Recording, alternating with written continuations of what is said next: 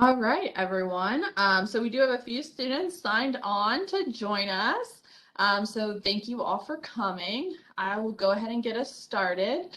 My name is Paige Smith, and I work here in the undergraduate admissions office, and I will kind of be your host for tonight. But as you can see, I have tons of lovely panelists that will be the stars of the show today. But as a good hostess, I will welcome you. So thank you for coming and for being interested in our Inclusive Excellence series. We're really excited to share some of the resources that we have here at Wright State with you tonight. So just a little bit about why we put on these events. Inclusive Excellence is a mission on our campus to make every single student feel comfortable, especially the students that are often underrepresented, which for this evening is our adult transfer and military students, which is a shame since as part of our research in doing this, most students do not take the traditional direct from high school pathway to college. And so, again, we have these panelists here that's going to explain to you. So we have some professional staff that are going to explain to you what services they provide. And then we have wonderful students here that are going to share how their experience was. And we're going to be open and honest, we're going to share the good, but also sometimes the bad. And the ugly, but we're gonna how we have learning curves and how we use the voice of our students to affect different policy and procedure here on campus as well. So I also wanted to highlight our many different partners and centers on campus that help these underrepresented populations of students, including the Veteran Military Center, who we have with us tonight. But also, as we all know, that not all of us have just one singular identity. We all have multiple identities. And so it's really important for us to highlight those as well.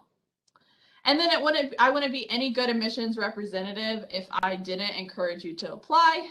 So if you haven't applied already, our application is open and free to all undergraduate students. So you don't have to worry about saving up to get the application fee. And we can help you along the application process. I'm sure we'll talk about, it can be a really cumbersome process for transfer adult and military students because you come with so much experience and credits already. So we'll talk a little bit about that as well. And I see another one of our panelists has joined, so I'm going to promote them real quick. But as I already mentioned, this is a super important topic and student population that we want to focus on. And we have our panelists here to do so. But again, most students do not take the traditional pathway into college. And that looks different for everyone. And so that's why we have lots of different students with lots of different experiences, which I will go over to our panel next. And so just some housekeeping items. They're going to give some overviews of their projects, and then we're going to really open it up for conversation. So question and answers. We have a few prepared questions, but we really definitely want the students that are here joining us to ask your questions. This is your chance to talk to Wright State students, to talk to Wright State staff about what your journey would look like here. So I'm going to unshare my screen so you can see all these wonderful people's faces. And then I'm going to turn it over to Rachel Fulton first. And she will, I have to make her the presenter, but then she will share a little bit about her area of expertise. Thanks, Paige. I'm going to hop on here and make sure I share the right screen with you. Perfect. That slide looks awfully familiar. That picture looks awfully familiar. Well, hello, everyone. My name is Rachel Fulton. Pronouns are she and her. I am the Right Path Program Manager in our Transfer Student Resource Center. At the very end, I'm going to introduce my colleague, Hannah Keller, by picture form, who would love to be here tonight, but unfortunately wasn't able to make it. So welcome. If you are a transfer student or transferring with credit, whether that be military credit, credit from community college, military affiliations like Community College of the Air Force, or any other institution bringing in credit for undergraduate coursework, you're my people. Welcome. Glad you are here. At Wright State, transfer students make up a third of the undergraduate population, both the incoming class every year, every fall, as well as the undergraduate population at large. So you are not alone here, definitely largely represented on campus. Wouldn't be my due diligence if I didn't talk a little about the Wright Path program. Wright Path is a specialized partnership that we have with the 5 community colleges listed here. It's a unique opportunity in order to maximize that time and money on your way to a 4-year degree. So it's possible that you are at one of these institutions now. If you are not a part of the Wright Path program, highly encourage you to join. Couple of extra benefits there, some automatic eligibility for some transfer scholarships, which we'll talk about in a moment, advisors and academic supports at both institutions, participating in Wright State events, activities, organizations, the ability to live on campus, those types of things. And it's a simple membership application that you'll see with that QR code there that takes you right to the Wright Path site. So again, if you're at Sinclair, Clark State, Edison State, Southern State, or Cincinnati State, those partnerships, this Wright Path program is specifically for you. But it's very possible that you are not at one of these institutions, right? You may be somewhere on base, you could be at a different partner institution. And so let's talk a little bit about how to apply as a transfer student in general and what that process looks like. So in the beginning of your final semester, or when you decide that you are ready to come to Wright State, first step is to apply. Paige gave you that link, same link for everybody, and you'll go to that transfer option. You'll submit an unofficial transcript and request an initial credit review if you're interested in that. You could always wait until your official is posted. We highly recommend taking advantage of that initial credit review. You'll then connect with your academic advisor, register for your first semester at Wright State while you're finishing up that coursework, just like you register ahead for the future semester while you're about halfway through a term, same sort of situation there. And then you'll submit that final official, all your grades are on it, transcript to Wright State as soon as that's available. I briefly mentioned some scholarships. We're going to dive in a little bit here. These are specific transfer scholarships. In the top, you'll see those academic performance-based scholarships. So most of them have a GPA requirement, though not all of them. The first 2 do. So the Transfer Honors Associate's Degree Scholarship, as you can tell in the name, it's going to be a little bit higher of a GPA, that 3.5 cumulative. You're going to have to earn that associate's degree from a state assisted to your college and be at least part-time at Wright State once you've transferred. The second one there is that next notch down as far as GPA is concerned. Again, have to have that associate's degree and come at least part-time to Wright State. And then that last is that Transfer First Step Scholarship. There is no minimum GPA. Any undergraduate student that is transferring to Wright State is eligible if you are a transfer student. Students beginning in the spring get a little bit different of a breakdown as far as the award amount is concerned, and that scholarship is prorated depending on whether you're part-time, full-time, and so on and so forth.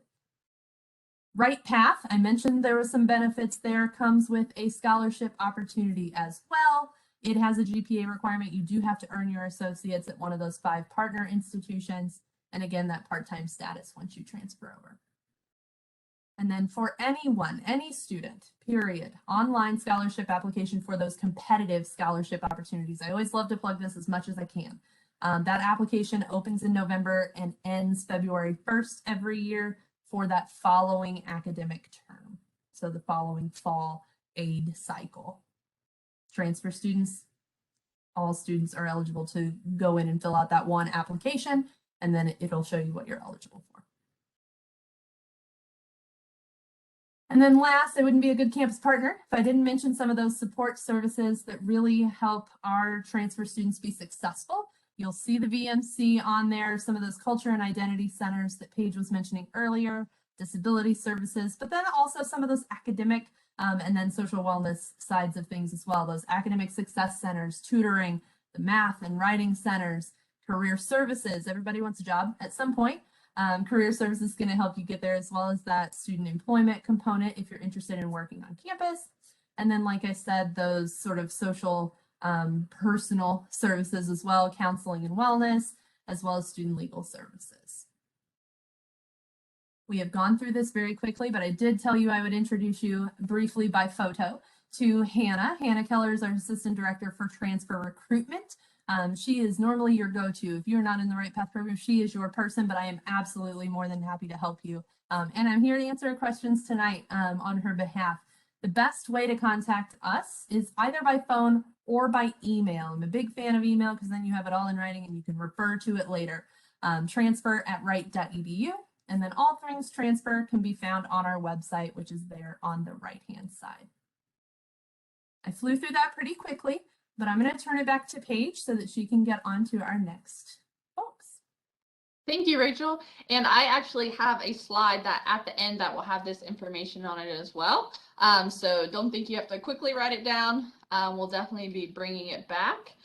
So now I'm going to pass it over to Seth Gordon.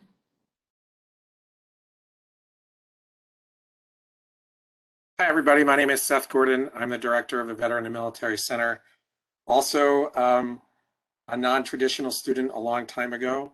I started college at 25, went to a traditional four-year school, did an online hybrid program. So for my first master's, and then traveled back and forth to Ohio State when I earned my doctorate. I understand that you are often juggling work, family, and all other sorts of obligations as an adult and or transfer student. I'm not a veteran, I say that up front, but I have spent the past 8.5 years directing the Veteran and Military Center. And the bulk of what we do, and I'm going to talk about, is we help process the veterans' educational benefits for student veterans. So while veterans have a very strong military identity, and we do as much as we can to support that and make them comfortable on campus, we have a lovely space. It's basically a USO on campus. So if you're a veteran using a military benefit, free coffee, free printing, private study rooms. You know, Josh spends a lot of time in one of those rooms, I can tell you that right now. And it's a great place to come and sort of let your guard down and be around other veterans and get your work done. And that's probably the most important resource that we have. But what we do, and I'm going to share that right now, a little bit about what we do.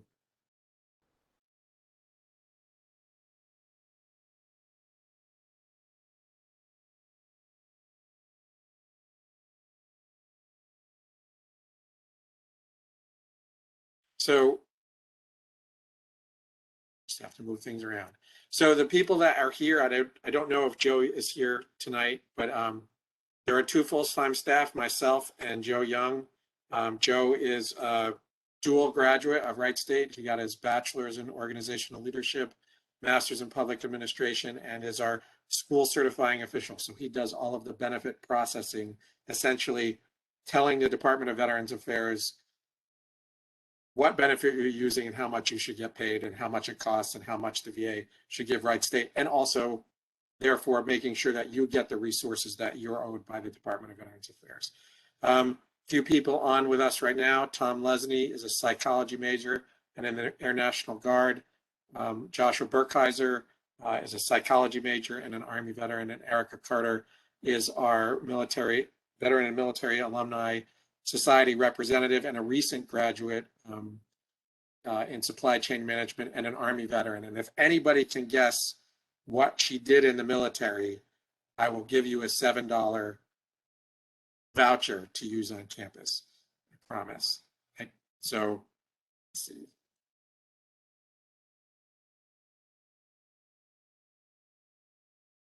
There we go. So very briefly, this is our, our goal is to make sure you can meet your own goals. We want to support you in getting to wherever you want to be, academically, professionally, and personally, in that order. You are in college. Our focus is on your college success. But you can't be in college and not pay attention to your other needs. Our vision, even though it's not listed here, is to make sure that we have a space where you feel like you belong. When you walk into the Veterans Center, you'll see all of the accoutrements that go with being in a military environment. There's multiple clocks on the walls for different bases. There's flags. There's coffee. Probably should say there's coffee multiple times, but it is a place that will be reminiscent of places you've been. We do try to meet you where you are. The age range of the students we serve is from 19, from the person that just joined the Air National Guard or is using their parents' parent benefit, to the retiree at 62 or 65, and everybody in the middle. So there's a wide range of people, and we have to support all of you in meeting your needs. And that means that we try to meet you where you are at the moment that you are in your life. We also understand that if we get your benefits wrong and you're not well taken care of, you can't get to that place where you feel comfortable, and then you can't be academically successful, right? We have to take care of the whole person. That's what we try to do in the Veteran and Military Center. Do you want to talk a little bit about, here we go. So I'm going to go through this really fast because I don't know if all of you are adults or are military affiliated, but there are a bunch of different veteran benefits that you've heard of. We process them all. I didn't write that down here. We are also a yellow ribbon school. I'm happy to talk about that if people have questions. We do help with the post 9/11 GI Bill with those people using veteran readiness and employment, Chapter 31, formerly known as vocational rehab. Montgomery GI Bill, Chapter 30. There are not many of you left. If you're out here, we will support you. That VA benefit is going away. There are a lot more of Guard and Reserve students than there used to be. And so that has become more complicated, especially if you are in the Army National Guard, and I'll talk a little bit about that in a minute. But we will help you navigate working with the Guard as much as we can to get your Ohio National Guard Scholarship, otherwise known as ONGSP if you're in the military. That was a pretty short acronym, so you're just fine. And then some people call that the kicker, and if you have questions about that, we can talk about that, but you are eligible for the Montgomery GI Bill Selective Reserve called 1606, which is that $400 you get per month if you're going in the Reserve or the Guard and you do 1 weekend a month and 2 weeks a year. We also support the Chapter 35, the Survivors Dependents Educational Assistance Program. That provides a stipend-only benefit of $1,265 directly to you, which then you can use to pay for other things. The other benefits that you may be eligible for at Wright State, through the state. So if you are in the Army National Guard right now, or you are active duty, or in the Reserve, you have access to federal tuition assistance, which is about $4,000 a year, up to $250 per semester hour. If you are in the Army Ohio National Guard, you must use your FTA before you can use your scholarship. That has been a source of great frustration for everybody in the Army this year. We have figured it out. We're ready for you to come in and get it working. So if you have questions about that, please let me know. We're not super good at it because nobody's super good at it yet, but we're on top of it as any other college in the state. The only other benefit that you should probably think of is if you are a military child of a deceased veteran or a parent who has a high disability rating, I think above at 100%. You also may be eligible for the Ohio War Orphan Scholarship. That can be used in conjunction with the Chapter 35. So the Ohio War Orphan Scholarship is a big pot of money in the middle of the state, and you get a percentage of your tuition paid for based on the number of people using that money. Some years it's 75%, some years it's 95%, and it's been everything in the middle. So I'm not going to tell you what I think it is. You should probably plan for it to be in that 75% range. But if you are eligible for the Ohio War Orphan Scholarship, you should definitely check in to your eligibility for the Chapter 35 scholarship. It's not scholarship, but Chapter 35 Department of Veterans Affairs program. So I don't have a lot of steps on how to do this. Basically, once you register for classes and you're ready to use your GI Bill benefit, you should contact us. The thing you can do to get started if you are going to use a Department of Veterans Affairs benefit is to apply to the VA and get what's called your COE or Certificate of Eligibility. That is the one thing that you can do now. You don't have to wait till you've applied. You don't have to wait till you're accepted. You can get that out of the way now. Once you get that, we can't do anything with your benefits until you've been accepted and registered for classes. When you're ready, this is the easiest way to get a hold of us. Email vmc@wright.edu or call us at 937-775-5550, and we will answer your questions. And that is it for me. All right, awesome. So now we are going to go into all of the other wonderful panelists that we have. Lots of students who can give you their student experience. And so that's what's really important as well, not only to hear what us folks that get paid to love Wright State feel, but the students that are attending classes and using the services here. So I just want to let all the attendees know that you can ask questions through the chat or through the Q&A feature. So you, depending on which device or internet browser you are on, you may see the toolbar at the bottom or the toolbar at the top with the buttons that would allow you to ask a question, again, in the chat or the Q&A. But as you all are thinking of those questions, we did prepare a few questions to get us started, but we'd much rather hear your guys' questions. And so, Rachel, you kind of touched on this, but anyone wanted to talk about their experience getting credits transferred.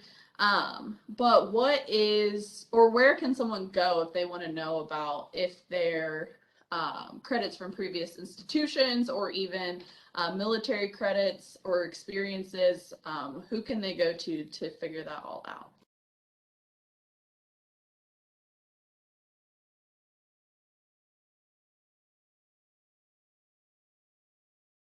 I did touch I on think you the start, students right? an opportunity if anybody had an experience.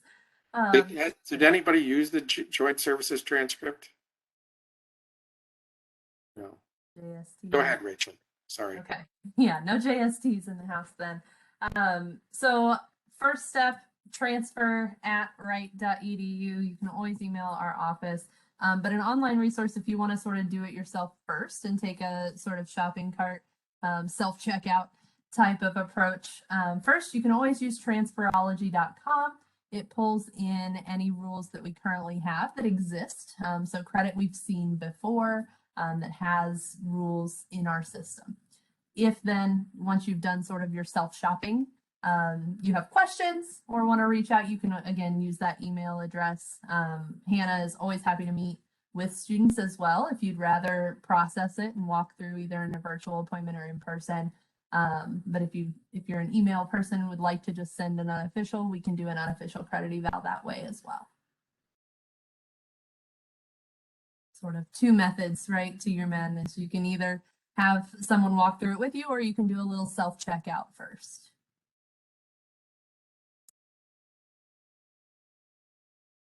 If anyone else wanted to talk about their credit process, or you can move on to maybe a funner question that people want to answer. So like, what are some of the social events that happen? Oh, sorry, I didn't see your hand. Go ahead. When I transferred in, I came from across the country and from like 3 different schools. And so a lot of the classes, I was like, well, this was that class, this was that class. And they were like, well, we don't think so. And so I was able to provide a syllabus, and they, with no problem, said, you're right. And I was able to get the credits for that class. So to my other older students, if you still have the syllabus or can email your old teachers and get the syllabus, Wright State was really great about, okay, let's dive into this and see. They didn't give me much kickback. And if the syllabus wasn't the same, I tried it. So, but mostly it was good. Before we jump to your question, Paige. Joe Young, you transferred from Sinclair. I don't know if you're, Joe has little people that run around. Oh, there he is. So do you remember that process? Can you talk about it a little bit? I do. I remember, so I transferred from Sinclair with I got a degree in exercise science. So a lot of my things to get my bachelor wasn't really the same as my associates. So not a whole lot of things transferred there. The hardest part for me transferring was trying to figure out what my military credit could turn into. Because in the military, you obviously go through training in random schools and those kind of things. So the process of trying to figure out what could transfer into an actual college credit was a big obstacle, but it's something I got a lot of help with. There wasn't like a specific person at Wright State that helped you figure this out. But if I remember right, I mean, this is back like six years ago. Dr. Gordon and someone else it might have been Amanda in the VMC really helped, like sat down and made some phone calls, made some emails and those kind of things to figure out what could transfer and what couldn't. What could transfer meaningfully and what couldn't, I guess. Thank you, Joe. A good point. Go ahead, Josh. I'm sorry. I'm sorry, Rachel. Go ahead. No, that's okay. Joe, you just bring up a good point about prior learning assessments and things of that nature, as well as test credit, if you were to have any test credit. So on that admissions transfer, wright.edu/transfer, it breaks down the different credit types as well. So just wanted folks to know that that's out there. Josh, did you have something to share? Yeah, I know that, I mean, I can't speak for every service, but I know that coming over from the Army, it knocked out a lot of leadership classes, almost to the point where if I wanted to, I could have done a minor in I think it was organizational leadership. I think I only had like 2 or 3 classes that I needed to do I mean, it really transfers over quite a bit from the leadership side, so. I think the one important, If you keep cutting in and out. I keep shutting myself off. It's the end of a long day.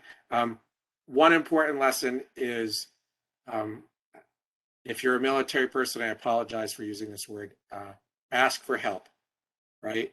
It's if it feels confusing, just like the military, it has its own logic.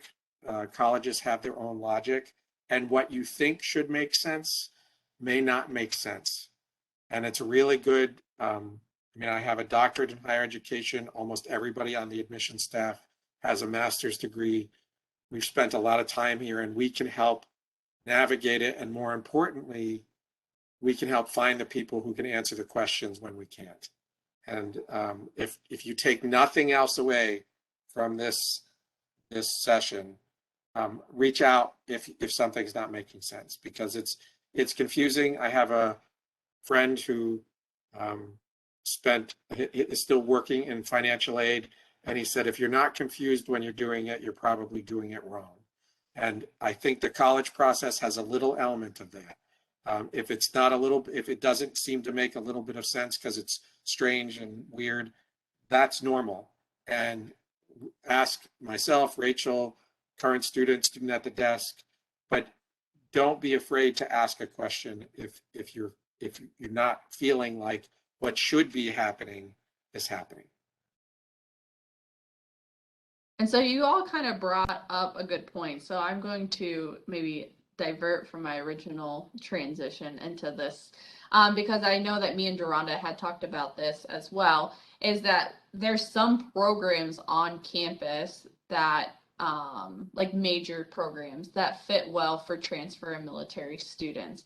And so Seth and Josh mentioned like organizational leadership and how a lot of military credits can go towards that, because your whole experience as a military member is leadership. And but Deronda also does liberal studies, which is a program within our liberal arts that you can kind of make your own pathway, take the credits that you have from previous universities. So if anyone has any experience in those programs or other programs that you thought lended well to your transfer experience or military experience, feel free to talk a little bit about this.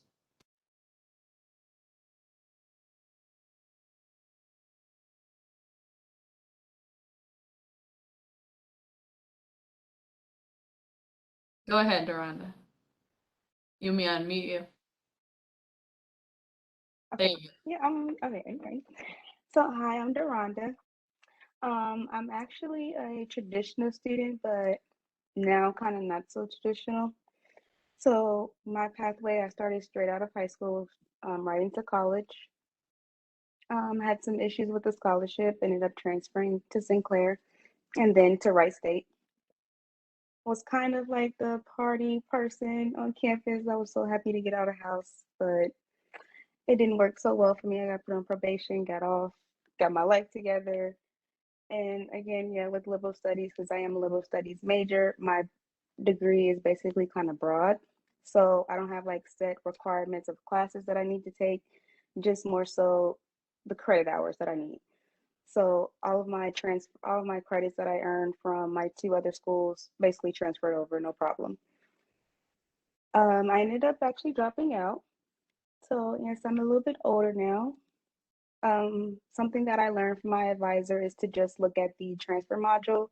So basically, again, because my degree is so broad, I can just pick and choose whatever classes that I want. And I was able to make sure that all the classes that I was now taking at Sinclair transferred back over to Wright State. So that helped me a lot. So I was able to do that on my own, just from my advisor who I had previously. So now I'm back at Wright State in my final year to graduate. So my experience has been a little rough, but we're almost at the stretch point. So yeah, I'm happy about Wright State.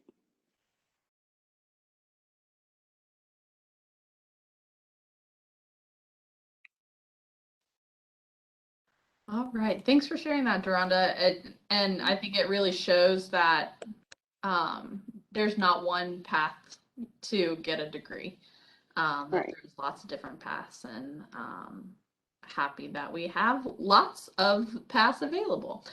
So this one, I'm going to go back to my original question because I think what a big piece of a student who's coming back, maybe they're a little older or they didn't come the traditional way. They think that the only thing there is to do at college is kind of what Geronda said got her in trouble in the first place. And wondering like what social events happen on campus and will you feel uncomfortable if you go to those as an older student? I know that I get that question a lot of, well, there's not going to be much for me to do when I come to Wright State. And I don't think that's true. And so if any of the students want to talk about maybe some of the organizations that they joined on campus, the events that they go to, and how that has been a part of their student experience. Go ahead, Josh. I'll pass it right on over to you. So I went completely against the grain. I couldn't find organizations that was very supportive of older students. But I also knew that I was paying a lot of money. So I was going to do something college wise. So I ended up joining a fraternity. And when they didn't have one that wanted us, we started one. And so I've done fraternities. I worked for the radio station. Um, I've done 3 or 4 different organizations. I've done a lot of the leadership camps and stuff for the student leadership office. I mean, there's if you want to do something at the school, you can find it, and if it's not there, they'll make it for you. Um, and I would encourage you, especially as non-traditional transferred students, to not just stay at your house and come to school because this will be a miserable place if you don't involve yourself. You need to be you're paying for the college experience or somebody is, so go out and do it.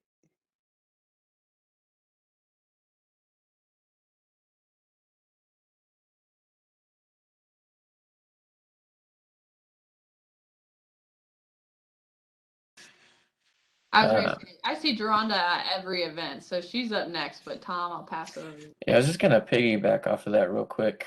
just kind of what Josh was saying at the end there, like I'm kind of in that non-traditional student aspect as well because being in the National Guard, um, it's forced me to go away from school for a little bit for like deployments or anything like that or training, and then have to come back like a year later or a year and a half later and um, get back into the swing of things. But because I was always away and doing stuff like that, I never really thought to like participate in any clubs or anything like that. But this semester I did just kind of go for it, and which is why I decided to join the VMC.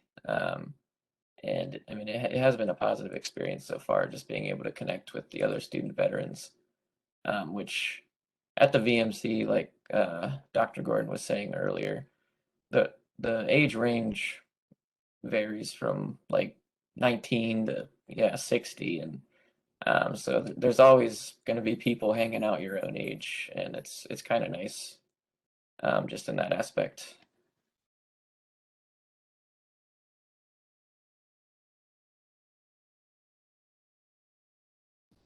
And what did you guys, can you talk a little bit about what it was like today on the field trip that you went on? Just as an example. Yeah, sure. So like today we ended up going to Columbus for a field trip, just kind of like for a little Veterans Day getaway. We went to the National Veterans Museum in Columbus. And like even there, I was probably just about the youngest person. And I think there's someone in their 50s. So just the wide age gap, but we were still able to all relate to each other, mainly just because we all have the military experience that we can all relate to, and we were able to have a good time, go out to lunch, talk, and um, enjoy the experience. But the VMC, they're pretty good at setting up events like that to get the students together um, in non-traditional ways where you might not expect it.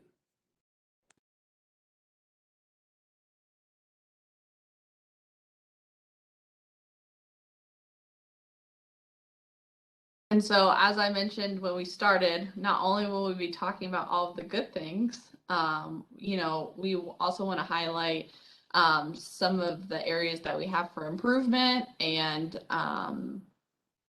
so, as anyone who wants to join in, if you've had a time here at Wright State, whether it's through the enrollment, so applying and getting transcripts and getting your financial aid and benefits all figured out, or once you got here in your classes or with student organizations, where's an opportunity that you think Wright State has to grow to serve these students better, serve these non-traditional students better? Honest answers only. I might have something. It's not necessarily Wright State's fault, I think, but as a non-traditional student, I got my associate's degree about 8 years ago. And when I decided to come back and finish my bachelor's degree, a lot of the classes that I tried to transfer as credit, the university I went to did not have a syllabus on file for them, so I was not able to transfer some of those credits.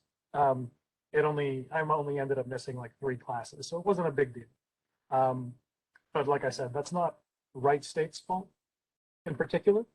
It's more me for not saving the syllabuses, or the other university for not having them. But maybe another way to transfer those credits or something like that could work. I don't know.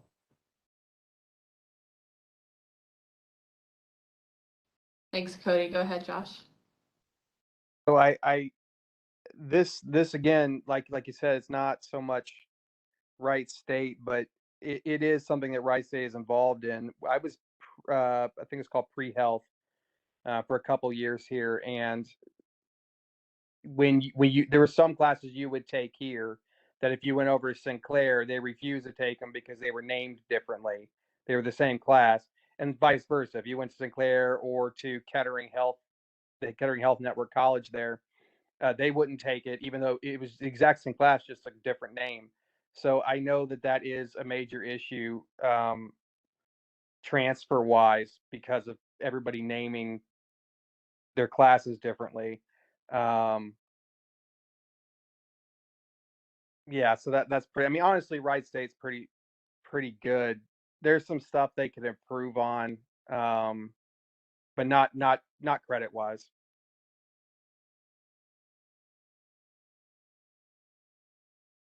That's the example of common sense and higher ed not always getting it right. Um, you know,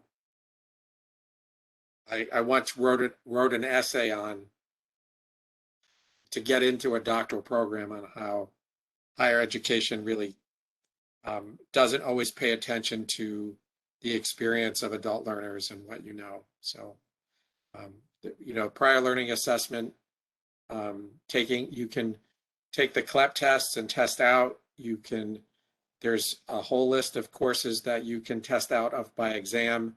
And you can also, if you have extreme experience in an area, you can build a portfolio to meet the needs of a class. So, it could have been like one of those classes in a weird way. You could have gone through prior learning assessment. It's not something people know a lot about, and it's not utilized very well. And that's, again, you're here, we're telling you about it. If something doesn't seem right, ask, well, what about prior learning assessment? And it may be possible. And every class that you can get credit for is time that you don't have to spend in college, which gets you into the job market faster and hopefully gets you getting paid more or advancing in your career more if money is not necessarily your single goal. So, speed to degree is really important, and that's a factor. That's one possible reason why you would consider transferring in your military credits, trying to test, maybe showing a little initiatives. And sometimes you have to be comfortable hearing no and then asking somebody if it's still possible. And that's a difficult lesson because, people kind of want to do what they're told, but also sometimes there's a way forward. So maybe let's hear no once or twice before you actually finally put down the gauntlet. If you're Erica, 7 or 8 times, but but I mean, ask more than one person. That's, I think, my recommendation. And definitely remember that faculty control curriculum and therefore control what counts and what you can get credit for. So if you're in a major, talk to your chair. If you don't like the message from your chair, talk to your dean. If you don't like the message from those people, talk to somebody else that has, like myself, that may understand higher ed a little bit better than normal. Talk to your academic advisor. Talk to the Office of Disability Services. There are so many people that can help get you to a final answer and help you figure out what is possible and what isn't.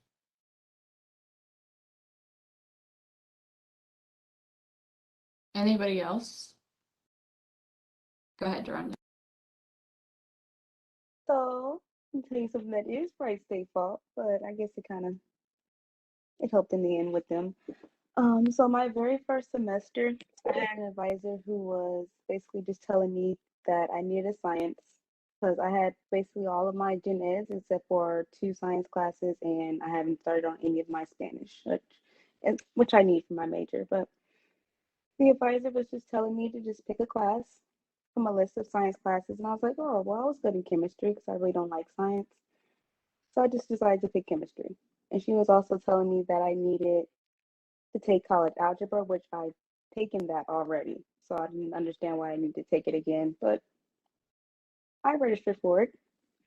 Now I met with an advisor the second time, a different advisor, and she was basically telling me the very first thing I'm asking about, why do I need to take math again? She's like, well, you're in a chemistry class for nursing majors. I'm like, oh, no wonder why it was a little bit difficult.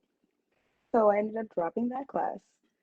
And then when I finally got into my college, the College of Liberal Arts, my advisor there was telling me that I did not need um, college algebra. Basically, my whole schedule was kind of messed up, but I ended up getting on probation anyway. So in the end, my advisor, when I was finally in my college, got me on my path, got me straight, and I was able to get out probation that next semester.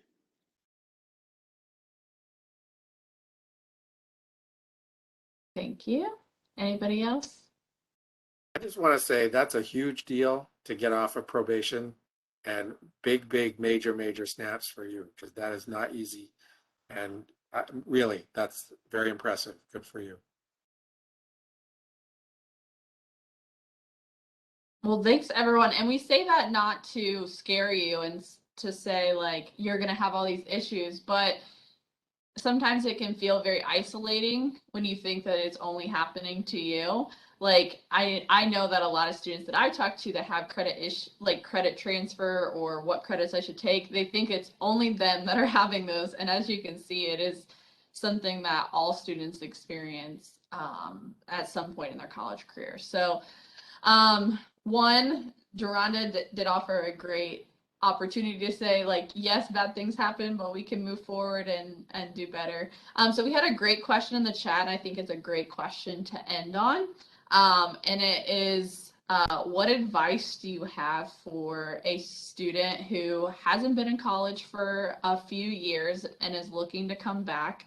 And is kind of nervous about it. So if everyone wants to just give like that one last piece of advice, at the same time, I'm going to share all of our contact information. So if any of the attendees want to get in contact with us later, I will pass it over to whoever. You don't have to raise your hand or anything. Just unmute yourself and go from there. I would say, like Nike, just do it. Just do it. I would say you're gonna feel like quitting. Don't. Just keep going.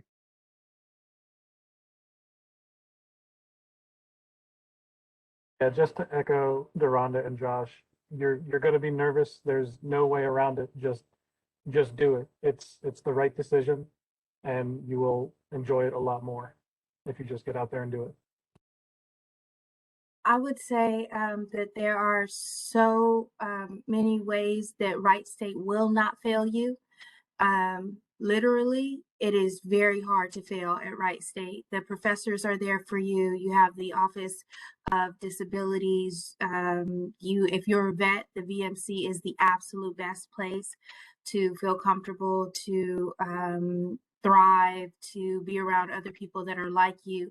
And if you are not a vet, then there is that whole other list of places that you can go to be around your people. And I promise you, there are your people on campus.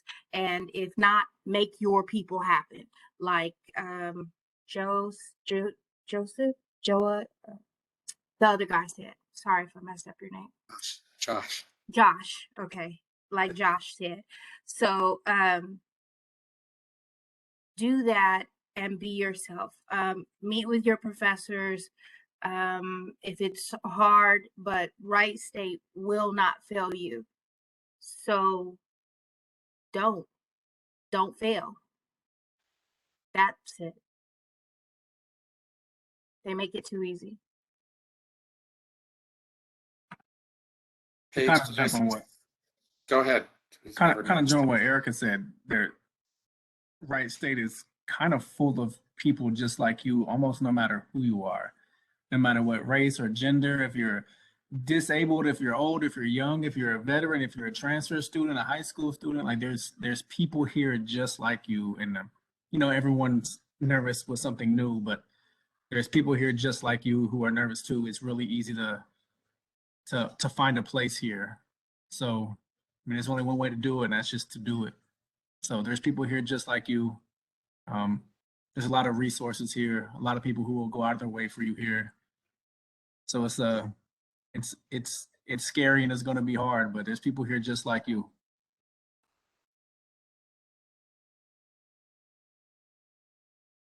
So I have three things. One, I want to really endorse what Erica said about meeting with your professor. When you start, if you're nervous, email the professor. I'm coming back to school. I just want to make sure that I'm a little nervous. Can you tell me what is really most important to be successful in your class? If your faculty have office hours or the opportunity to meet with them early in the semester, make an appointment, go say hello for 15 minutes. Get to know them face to face. That is a super good strategy to make them feel like people and make them accessible. And when you feel stuck, to make sure that they're a person that you feel comfortable talking to. The second one is really strategic.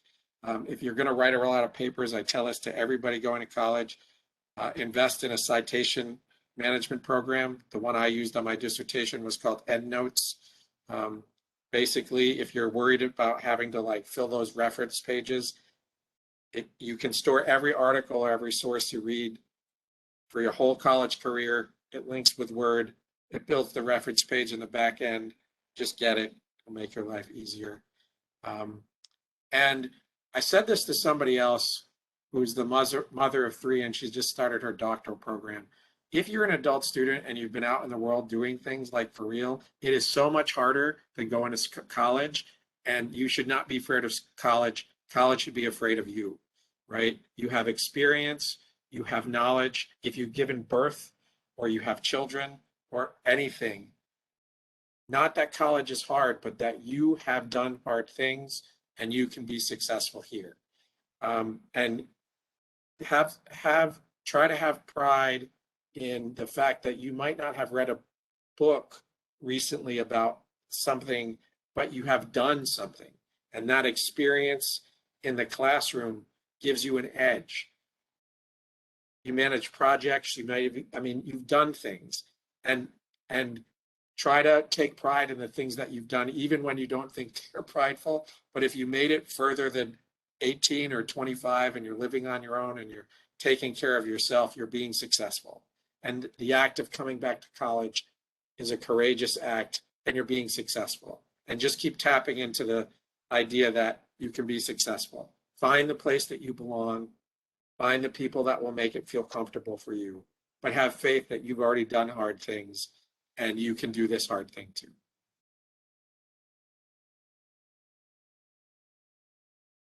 Can I asked my daughter the second question, and if I could just read her answer right quick. She's a current student, 18, and she lives on campus. And so this was her answer.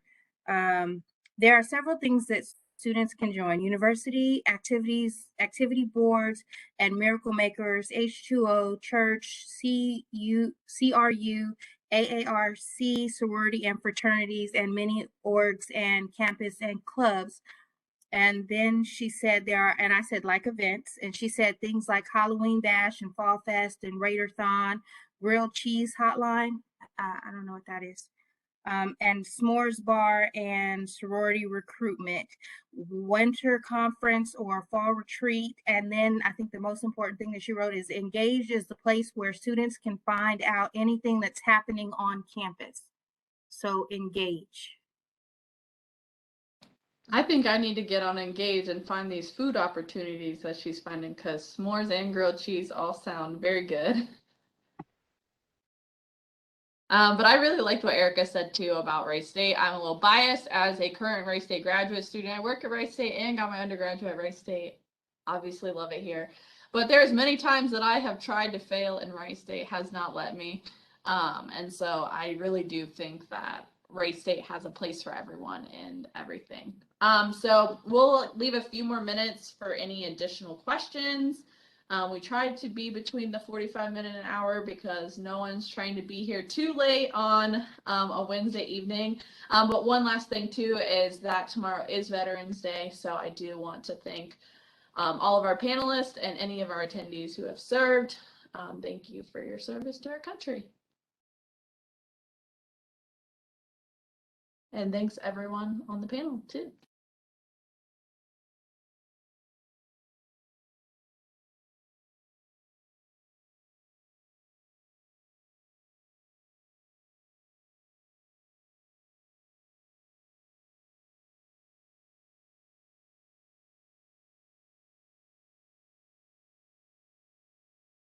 Okay, there's no more questions, so I'll go ahead and end the evening. Thanks again. And the recording of this session will be up on the website, not tomorrow, but hopefully Friday or next week.